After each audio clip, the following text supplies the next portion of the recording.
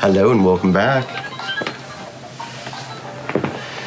So a tarot deck is more than just a divination tool.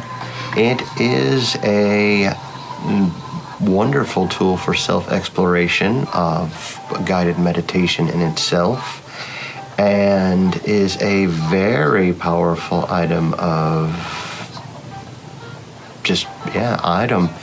And it goes just beyond reading the future.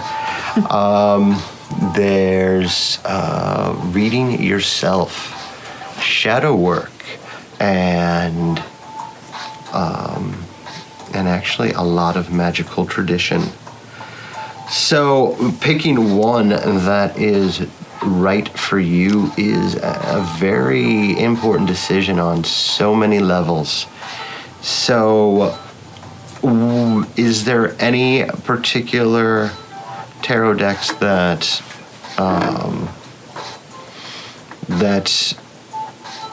either of you really enjoy using? I like just a traditional Rider-Waite. And I haven't worked a lot yet with oracle cards, but Rodella, that's what she works with. Mm-hmm. The fairy. Do I have a favorite? I'm starting to collect so many, I don't know if I have a favorite anymore, other than my Fae oracle cards. Those are my favorite.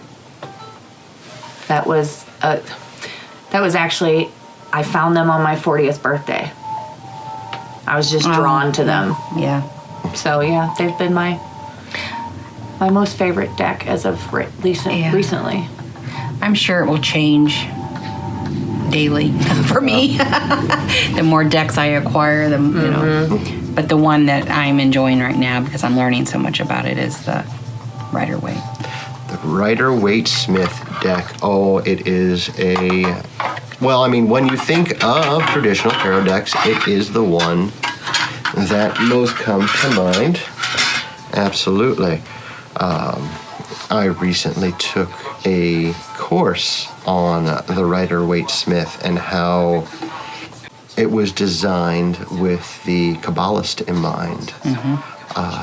That you can, and if I can get a picture that would actually represent how fantastic it can be used in pathworking the Kabbalah, it is an amazing one. The artwork is fantastic, and it has the images that a lot of other tarot decks use when defining that. Oh, look, the star. The major arcana card representing the Aquarius. Aquarians are the most gifted and wonderful people in all of the zodiac. You're not biased or anything. No. Just wonderful dreamers, I think, how do you get any better than a wonderful dreamer? But my personal favorite is this one right here. This is my Dragon Tarot deck that I picked up in 1996. And I use still to this day, and it has not served me wrong. It is an amazing creation,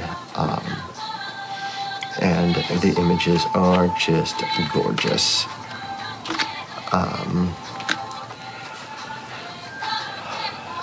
Recently, though, I have come to really enjoy this one I got for Christmas.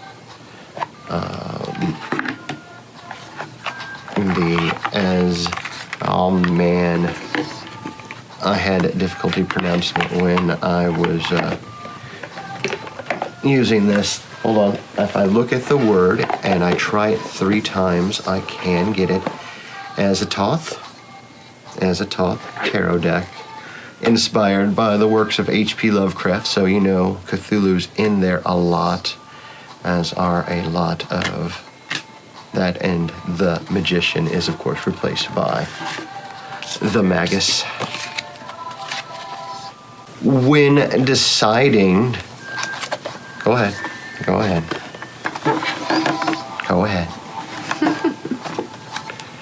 Take a wonderful look. You know you want to. One thing I will say, and I'll say it out loud, is and I'm going to get a lot of slack for this probably. It's a beautiful deck. It is. It is. It is gorgeous. I do not cleanse any of my decks at any point in time.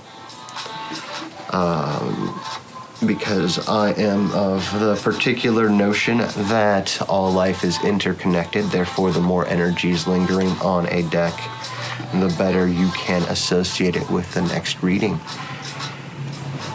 But as I was about to say, one particular element that is will be useful for you coming into using it is whether you like pictures or classical pip style.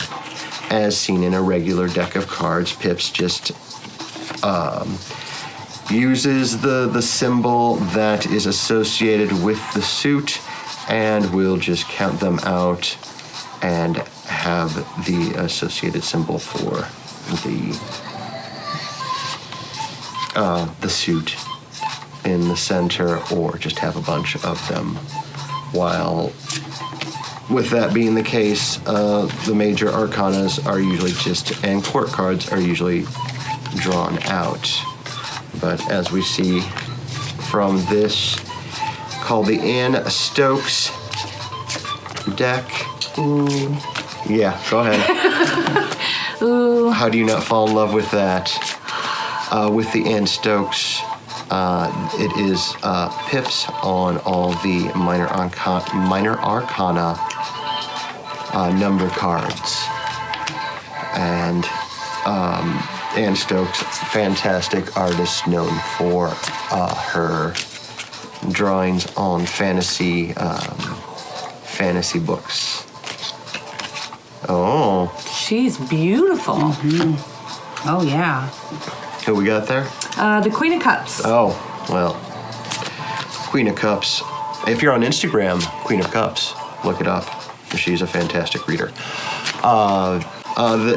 Because the pips and really Rider-Waite-Smith was one of the first decks to actually go the extra mile and illustrate all of the pip cards. Let's see, I think it was the deck of Versailles is a very traditional, one of the first mass-produced tarot decks, and it used a pip system and an illustrated arcana. But it is something I find a lot of numerologists prefer the pip system because they don't want to be influenced by the pictures. They want to use the numerology. Also, a lot of Kabbalists prefer the pip system because it being a 1 through 10, and 1 being the crown, 10 being the kingdom or stewardship, is a very delicate balance and a very dedicated system for them, and so they also do not want to be distracted by the pictures, despite the fact that the Rider-Waite-Smith uses that sort of thing for uses illustrations on their pip cards. I would like to add one thing. All right. Some people, you have to take in consideration the size of your deck. Oh gosh. Yes. Oh, very much so. There's a lot of decks that are so large. If it was any larger than this deck, and there are larger decks than this, a lot. I don't think I could control the deck enough to. What's the word I'm looking for? Shuffle properly? Shuffle, yes. Shuffle them properly. Because I'm struggling with this one. So people keep in mind, if you have very small hands, some decks will, even though you love it dearly, you will have to learn different ways to shuffle them if you want to use a larger deck than what your hands can handle. You'll have to tried turning it different ways. Some decks I have to shuffle this way, but I mean, it's hard. It's hard to shuffle a deck this way for me. Me too. So, I mean, some people may not have any problem, but you may want to keep that in mind when looking for a deck, that most decks do come in different sizes.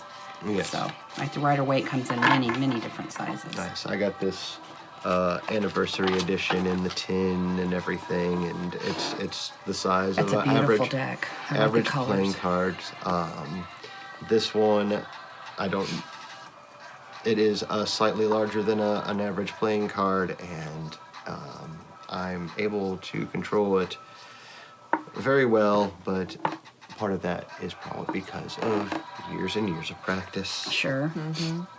And keep in mind, too, especially later on down the road, I mean, when you first start, it's really not that big a deal, but your card stock that they make it out of, the weight, the thickness of the stock, if you really want a deck that you're going to keep long term, like some decks just are so flimsy that you have to be really, really careful with them when you use them. But most of the time, they're just average decks. When you get into like some of the self-published decks that artists do, a lot of times those will be really thick, heavy duty. And sometimes those can even be harder to shuffle. Yes. If they're too thick, they can be hard to shuffle. So there's a lot of different options you just have to keep in mind when you start really getting serious about decks. So, what is everyone's favorite self-reflection tool helping you learn from the deck itself? Does anyone use a particular meditation, use a particular question? To learn the deck? No. Or just when you use the deck. Or just when you're using it for a reading? Just when using it for a reading, and particularly on yourself. I will say for the purposes, using it on yourself because, oh look, the star again.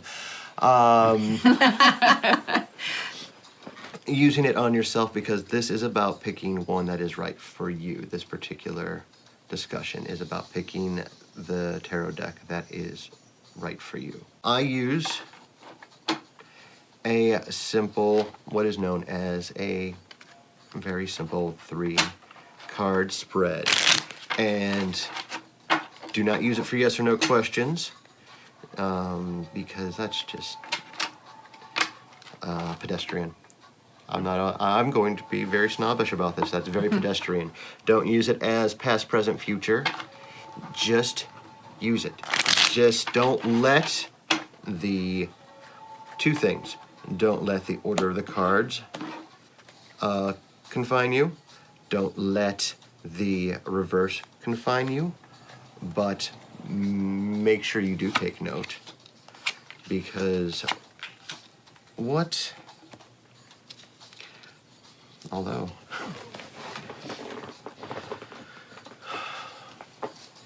take the archetypes into consideration, especially when getting your major arcanas in there. And don't be shy about pulling cards and using just certain ones. Like I said, do not be conflicted about the order. This is right here. And we have a lot of movement. While your emotions are on point, there is something particularly interesting abound. But take in that sunlight, Apollo, while you can.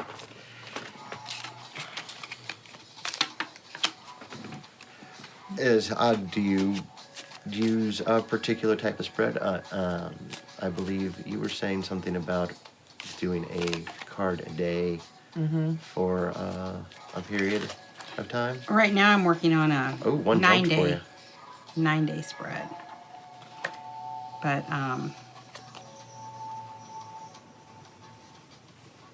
I think one flipped. I thought I saw. did it? Oh, it did? What we got? Ace of Cups, the Moon. Were these one you already had flipped? 9 of Swords and 3 of Swords. Right now, just because we're in the situation we are all the time, I'm doing a study of a 9-day spread. So I'm choosing, and you can choose more than one card a day. And sometimes if one just flips out, I'll leave it. Because I don't think, when you're doing this intuitively, I don't know that, I think that's kind of important, that you need to see what the universe just flipped out there for you. Yes. Sometimes I think it's screaming for you to pay attention. So, most of the time I feel like, oh, that is, okay, I get that, Every now and then that will happen and I'll think, I don't even see where this is coming from, But a lot of times I'll take a picture of it with my phone. And then I can go back if something, something really weird happens in life or whatever, I can go back and go, oh, okay, now I see where it was coming from. Hindsight, is 20/20, obviously. But, and I don't really use tarot for telling the future, or fortune teller, or whatever you want to call it. I strictly use the tarot for illumination of my own inner workings, what sometimes we can confuse ourselves. And sometimes by using the tarot, it helps me to see things from a different angle or perspective than I would have. And it helps me organize my own thoughts. If that makes sense. That makes perfect sense. Yes. I can see things much more clearly. Every now and then I'll get more of a confusing, I'm just like, where in the hell did this come from? But most of the time, 9 times out of 10, when I do a spread, it does help me organize my thoughts. It helps me put things more in perspective.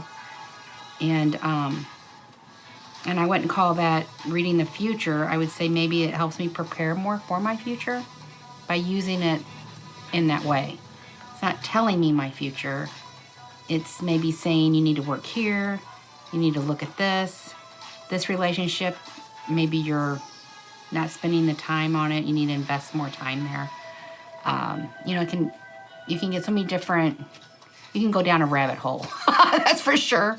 But it does help me organize my thoughts because I'm not the most organized person anymore when it comes to that. So when I need to break things down, or I have a very specific thing that's going on in my life. But the 9-day spread is something more in depth, and every day I can meditate and think more about each individual card in that 9-day spread. So that's what I'm doing right now. But I like to just flip a card out anyway, or maybe use 3 cards. 3 is a big number for me. I like number 3 and 7. So I use those numbers a lot. And I don't even know what traditionally that would even be called because I'm not into all that, but that's what I usually do, 3 and 7. That's very good. I do 1 card for myself almost daily, especially if I'm... To prepare for your day? To prepare for my day and let me know what I need to focus on for myself that day the most. I think sometimes, too, it can give you a little bump in the direction of that day.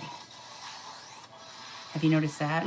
Oh, very much so. The energy of it? Very much And so. I don't know if it's by seeing that card, it prepares that mind, that space in your head that you're thinking, okay, I'm going to be looking for this today. And if that's what causes it, or is it, is it a psychological thing, or is it an actual spiritual thing, or is there really a difference? Ooh. Dropping the Zen. So, that's just my thought. That is What does that say? These are beautiful.